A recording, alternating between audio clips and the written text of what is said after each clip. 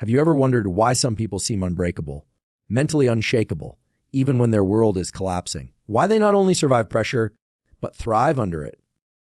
It's not magic. It's not genetics. It's not luck. It's neurobiology combined with strategy. Today, I'm going to take you through 12 powerful, scientifically grounded tools that will reshape your mind into something resilient, focused, and absolutely unshatterable. Let's be clear. Mental strength isn't just about motivation or saying affirmations in the mirror. This is about changing the circuitry of your brain or building new patterns through repetition, consistency, and biology-informed action. These tools are like weights for your brain. Use them and you grow stronger. Ignore them and mental fragility becomes your default state. Tool number 1, deliberate cold exposure. We now know from peer-reviewed research that short bouts of cold exposure, yes, cold showers or ice baths, can teach your brain how to stay calm in chaos. The shock of cold spikes norepinephrine, sharpening your focus and increasing your tolerance to stress. You're literally training your mind to stay clear in discomfort. Number 2, visual anchoring. In high-stress environments, military, surgery, athletic competition, people are taught to narrow their visual field or fix their gaze on a single point. Why?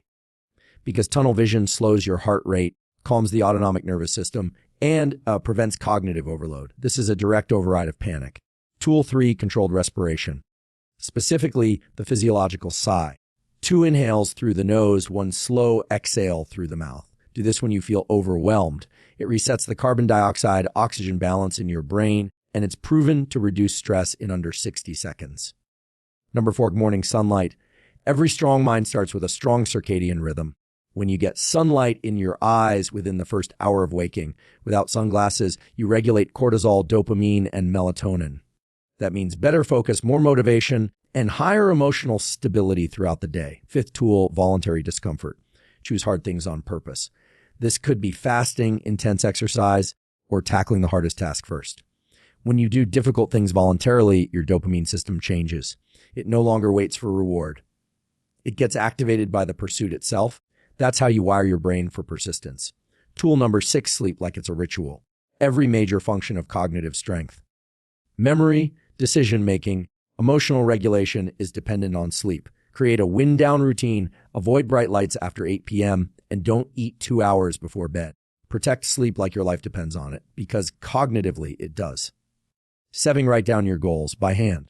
There's something unique about the act of physically writing with pen and paper. It engages the brain differently. It creates deeper neural encoding. You're not just thinking your goal. You're embedding it into your brain's operating system. Tool 8, mental rehearsal.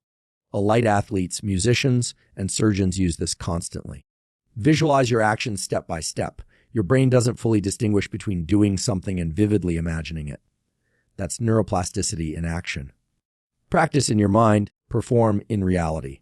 Number 9, self-directed talk. Monitor your internal dialogue. When stress spikes, talk to yourself in the third person. Instead of saying, I can't handle this, say, you can handle this. This isn't just motivational fluff. Studies show this simple shift increases cognitive control and reduces emotional reactivity. Tool 10, limit dopamine overload. Excessive stimulation. Endless scrolling, junk food, constant noise burns out your dopamine receptors. A burned-out brain cannot focus or feel motivation. Go on dopamine fasts.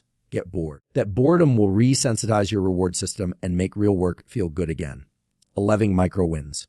Build momentum through small victories. Clean your space. Make your bed. Complete 1 5-minute task. These tiny actions tell your brain, you're capable. They increase dopamine and set a foundation for bigger wins. Mental strength is built in layers, and the base layer is consistency. Final tool. Number 12, controlled exposure to fear. Identify what you're avoiding. Public speaking, confrontation, vulnerability. Then move toward it intentionally in small doses. Fear only shrinks when you walk through it. Every time you do, your brain releases neurochemicals that say, I survived. I can do more. These 12 tools aren't hacks, they're systems. They change your brain. They train your mind for war, for chaos, for uncertainty, and for growth. If you apply even 3 of these daily, you'll start to feel the shift. And if you master all 12, tool number 1, deliberate cold exposure. This isn't about toughness or trend. This is about neurochemical control. When you expose your body to cold, particularly uncomfortably cold temperatures for a short period, think cold showers, cold plunges, or even stepping outside lightly dressed in winter air. You create a controlled stressor. Now, here's where it gets powerful. The moment your skin senses the cold, your body releases a spike in norepinephrine, up to 2 to 5-fold increases. This is a key neurotransmitter responsible for alertness, focus, and mood regulation. But it does something more. It tightens your mental circuitry. It teaches your brain how to remain calm in discomfort, which is exactly what resilience is made of. You're not just enduring physical pain. You're teaching your prefrontal cortex, your executive function center, to override the primitive impulse to escape. That's critical because in real-life moments of chaos, fear, or anxiety, your nervous system wants to flee or freeze. But when you train through cold exposure, you're rehearsing control. You're building the skill of staying still and composed under pressure. Now, you might ask, how long should I stay in the cold? The answer is not about duration, it's about threshold. You want to stay just long enough to invoke that mental discomfort where your brain screams, "Get out," and you calmly say, "Not yet." That's where the shift happens. Over time, your brain adapts. Your tolerance increases. You don't become numb. You become precise. Calm becomes a practiced response, not a lucky accident. This practice also improves your baseline levels of dopamine, the motivation molecule. Unlike the quick spike you get from social media or sugar, cold exposure gives you a sustained elevation in dopamine that can last for hours. That changes your drive, your energy, your ability to focus on hard tasks.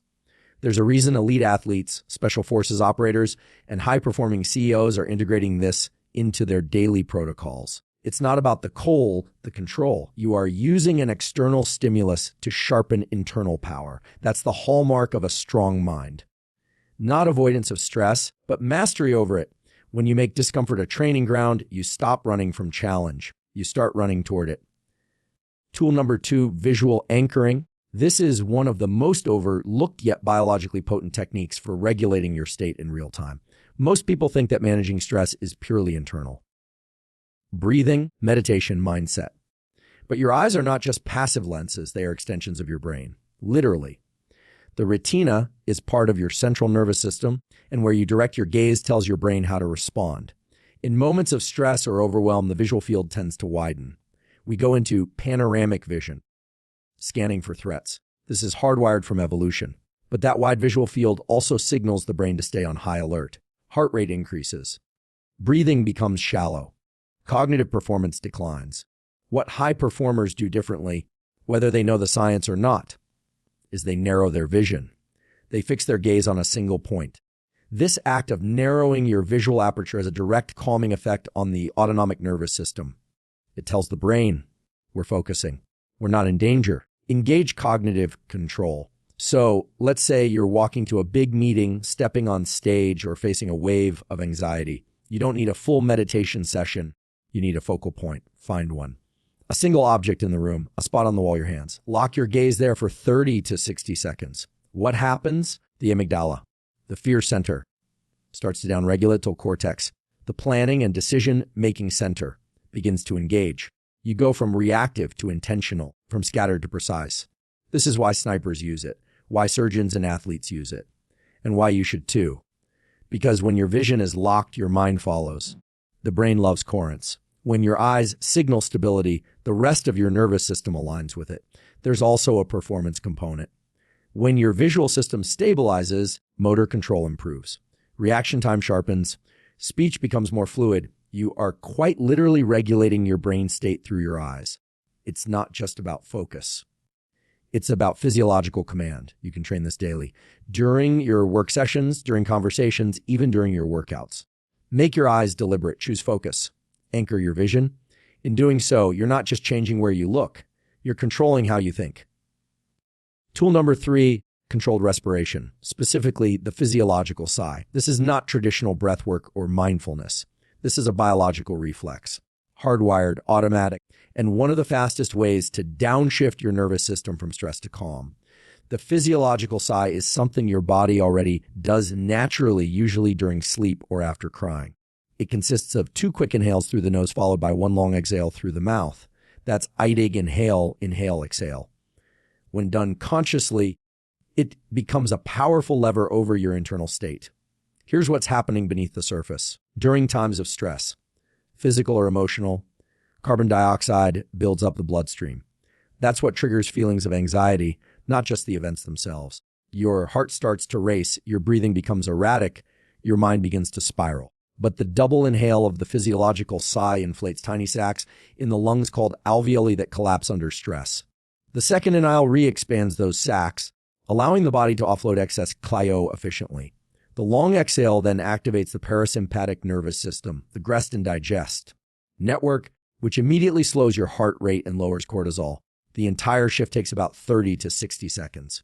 No equipment, no environment, no years of meditation practice, just a scientifically validated tool used by military special forces, high-level athletes, and peak performers to regain control in real time.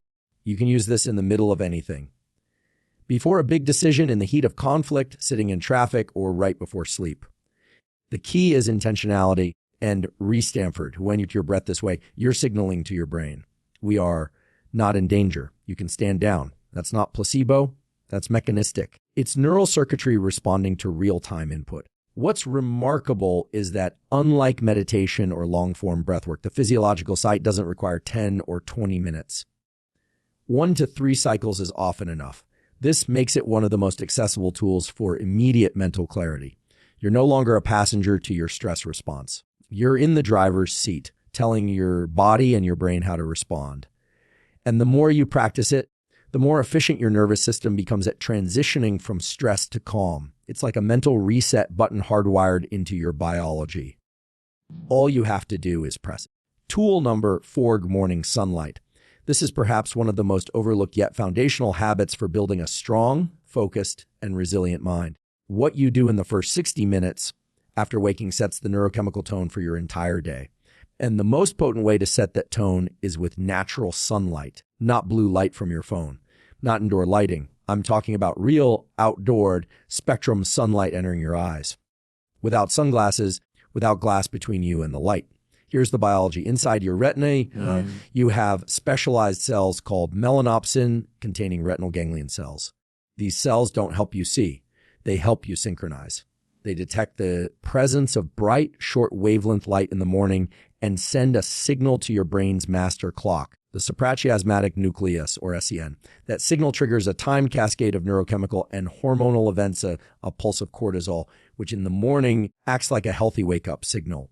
Not stress, it initiates the countdown to melatonin release 12 to 16 hours later, and most importantly, it sets the baseline for dopamine and serotonin availability across the day. You want more focus, better mood, sharper memory. It starts here. Morning sunlight elevates baseline dopamine, which enhances motivation and drive, not just momentarily, but throughout the entire day. It also strengthens your circadian rhythm, which improves your ability to fall asleep later and recover faster overnight. You're not just getting some sun. You're calibrating your brain and body for peak performance. The science is clear game for 5 to 10 minutes of sunlight exposure within the first hour after waking. If it's cloudy, go for 20 to 30 minutes. And yes, it still works even when it's overcast because the light intensity outdoors far exceeds anything you'll get inside. Artificial lighting indoors, even bright LEDs, won't do the job. Your brain knows the difference. You can stack habits here. Go for a walk, drink water. But make sunlight the non-negotiable. If you miss that morning window, your alertness drifts, your focus becomes fragmented, and your sleep-wake cycle starts to unravel. The data even shows links between early morning light exposure and lower rates of depression and anxiety. This is not wellness fluff. This is behavioral neuroscience. One simple act, done consistently, can fundamentally shift your mental performance. It's free, it's powerful, and it's available every single day. Tool number 5, voluntary discomfort. This is one of the most misunderstood and underutilized levers for building true mental toughness. We live in a world designed for comfort. Climate control, instant gratification, frictionless everything. But here's the truth backed by neuroscience. A mind never challenged becomes fragile. If you want to build resilience, you have to do hard things on purpose. Not because you're forced to, but because you choose to. That's where the rewiring happens. Voluntary discomfort creates adaptive pressure on your dopamine system. When you deliberately do something difficult, whether it's intense physical training, fasting, cold exposure, or tackling cognitively demanding tasks first thing in the day, you are forcing your brain to operate in a state of effort without immediate reward. And this is crucial because when your brain learns to associate effort itself with a dopamine release, not just the end result, you reprogram your motivation circuitry. You stop chasing the finish line and start enjoying the process. That's not just grit, it's neuroplasticity. There's a study that showed when people exert effort without knowing exactly when the reward will come, the dopamine release is actually more sustained. It's the unpredictability combined with voluntary action that teaches your brain to stay locked in. You're conditioning your neural pathways to resist quitting. That's a core component of mental strength. But discomfort isn't only about intensity. It's also about consistency. Taking the stairs instead of the elevator. Turning off your phone for 2 hours of focused work. Sitting with boredom instead of reaching for distraction. These may seem small, but they train the same circuits. You're reinforcing the idea that your comfort is not the priority. Growth is. The key here is that it must be intentional. Stress that you don't choose often leads to burnout, but stress that you voluntarily enter into leads to adaptation. That's hormesis, a biological principle where exposure to manageable stress makes you stronger mentally and physically. Your prefrontal cortex gets better at regulating emotional responses. Your limbic system becomes less reactive. You don't just tolerate hard things. You gravitate toward them. This practice, done consistently, changes your identity. You begin to see yourself not as someone who avoids challenge, but as someone who seeks it. And in that shift, your mind becomes something the world can't shake. Tool number 6, sleep like it's a ritual. If you're trying to build a strong, focused, and emotionally stable mind without prioritizing sleep, you're operating with the brakes on. Sleep isn't just rest. It's a neural reset, a hormonal recalibration, and the single most effective cognitive enhancer we have. Every major system in your brain. Attention, memory consolidation, emotional regulation, motor learning, immune function. Depends on high-quality, consistent sleep. You don't just feel better when you sleep well, and forward, you perform better on every measurable metric of mental function. The biology here is unshakable during deep sleep, specifically slow-wave sleep. You get a flush of cerebrospinal fluid through your brain. That's not pudic language. It's a literal washout of metabolic waste, including a protein called beta amyloid that's been linked to Alzheimer's. If you're skipping sleep or cutting it short, that cleanup doesn't happen. Cognitive fog builds. Emotional reactivity increases. Your ability to focus and make good decisions drops. And it doesn't take long. Even one night of poor sleep significantly impairs prefrontal cortex activity. Then there's REM sleep, rapid eye movement. That's where emotional memory gets processed. That's where you lay down creative insights and long-term memory. Skip REM and your ability to handle stress the next day tanks. You become more impulsive, less reflective. You snap instead of respond. So what do? You build a sleep ritual like you would a training protocol. Shut off screens 60 to 90 minutes before bed. Dim the lights, especially overhead lights, because bright light suppresses melatonin, the hormone that initiates sleep. Keep your room cool, around 65 to 68 degrees Fahrenheit. No food 2 hours before bed. No caffeine within 8 to 10 hours of sleep. These aren't suggestions. They're levers. And they work because they align with the underlying biology of your circadian system. You also need to wake up at the same time every day, even on weekends. That consistency anchors your circadian rhythm, which is governed by the SCN. The same structure we activate with morning sunlight. Sleep isn't about crashing at the end of the day. It's about protecting your most powerful cognitive tool. You want a strong mind. Start by giving it the foundation it needs to recover, adapt, and grow. Sleep is not the enemy of productivity. It's the engine behind it. Tool number 7, write down your goals by hand. Not in a notes app, not in a voice memo, and not by typing. By hand. There's a critical difference here, and it lies in how the brain processes motor action, intention, and memory consolidation. When you write something by hand, you are engaging multiple regions of the brain simultaneously. Motor circuits, visual, spatial processing, and most importantly, the hippocampus and prefrontal cortex. These are the regions responsible for goal setting, working, memory, and long-term storage. You're not just externalizing your thoughts. You're embedding them.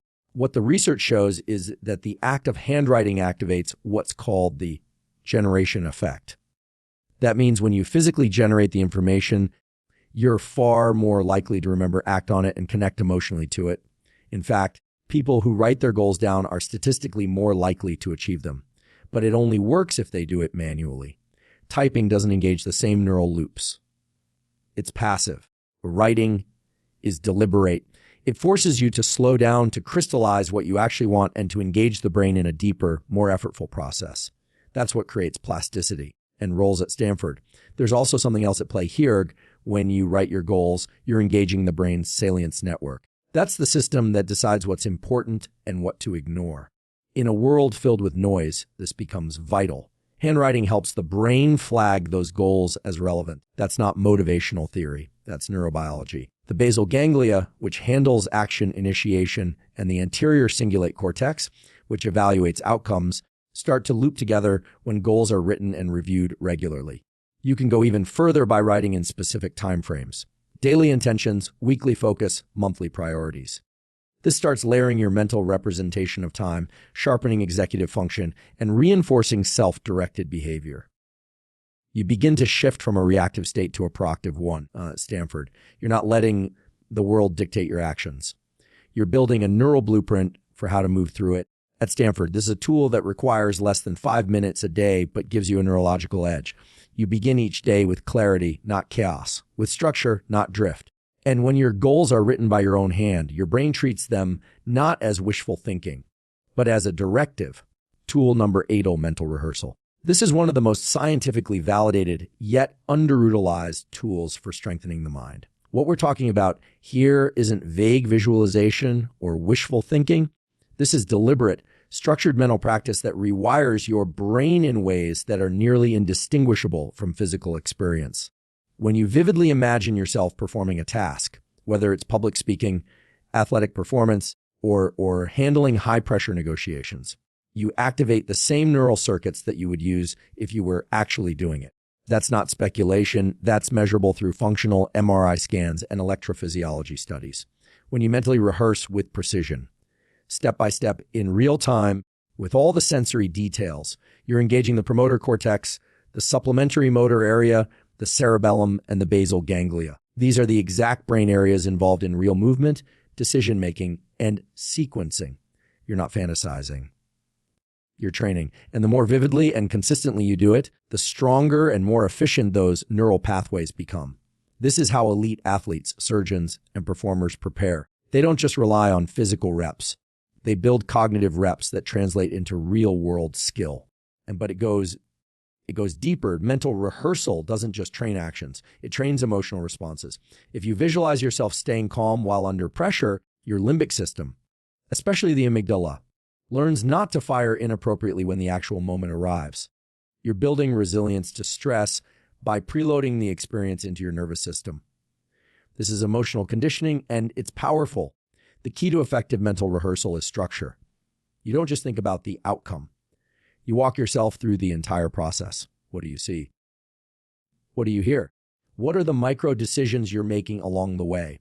Your brain loves detail, and the more you provide, the more real the experience becomes. Roars at Stanford. You're effectively building a mental blueprint that the body can follow under pressure, and this has been shown to improve performance outcomes across domains, from sports to academics to emergency medicine. Even 5 minutes a day of high-fidelity mental rehearsal can yield measurable changes in behavior, reaction time, and emotional control. It's not a substitute for real action. It's a force multiplier.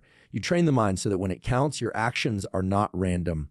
They're rehearsed, deliberate, and hardwired. Tool number 9, in shifting self-talk to the third person. This may sound counterintuitive at first, talking to yourself in the third person. But this technique is backed by neuroscience, and it's a game changer when it comes to emotional regulation and performance under pressure. When we're in the midst of high-stress situations, whether it's a challenging meeting, a confrontation, or a high-stakes performance, our internal dialogue tends to become a hop of self-criticism, anxiety, and even self-doubt. The voice inside our head often says things like, "I can't do this," or "I'm going to mess up." This internal narrative immediately triggers the fight or flight response, raising cortisol and putting you in a reactive state. But here's where shifting to the third person changes everything. Instead of thinking, "I can't do this," you think, "Andrew can do this." When you refer to yourself in the third person, you engage the prefrontal cortex, the brain's center for decision-making, reflection, and impulse control. The prefrontal cortex allows you to observe your emotions and thought processes from a more detached, objective stance. It helps you regulate your response to stress, making it easier to act from a place of calm and clarity instead of panic or fear. It's as though you become both the actor and the observer. You're no longer just a participant in the chaos. You are someone who can assess the situation, evaluate your options, and make deliberate choices, all while keeping your emotions in check. Research shows that when we use third-person self-talk, we experience less emotional reactivity and are better able to manage our anxiety. It's like having an internal coach or mentor guiding you through a tough moment. For example, if you're about to give a presentation and you feel your nerves escalating, switching to, Andrew can do this. He has prepared. He is capable. Helps lower stress and boost confidence. Your brain starts to view the challenge less as a threat and more as a task to be managed, like any other problem.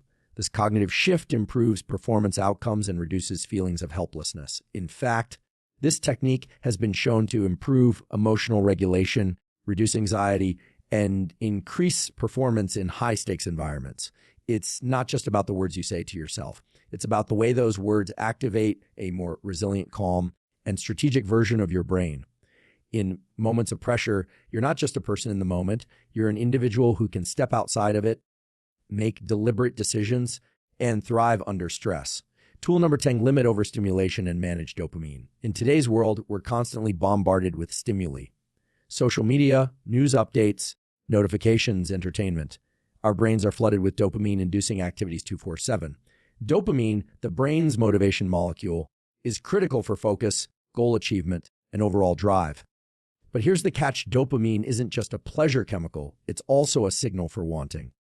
A signal that drives us to seek more of what feels good. The problem is that when you expose yourself to constant, high-frequency stimuli, you begin to overload your dopamine system.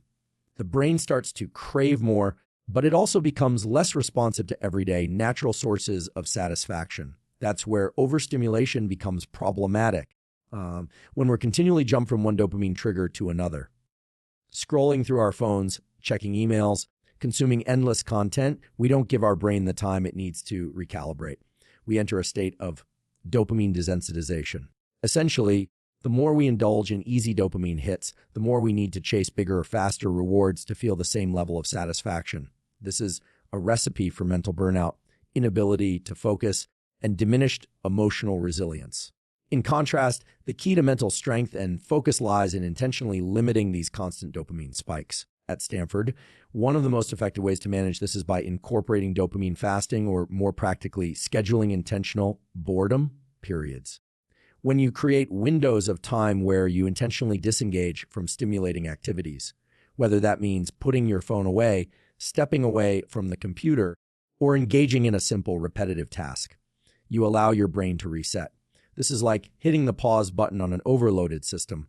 It helps restore your baseline dopamine sensitivity, making natural rewards like a walk in nature, a meaningful conversation, or a task you've been putting off suddenly feel more satisfying and engaging.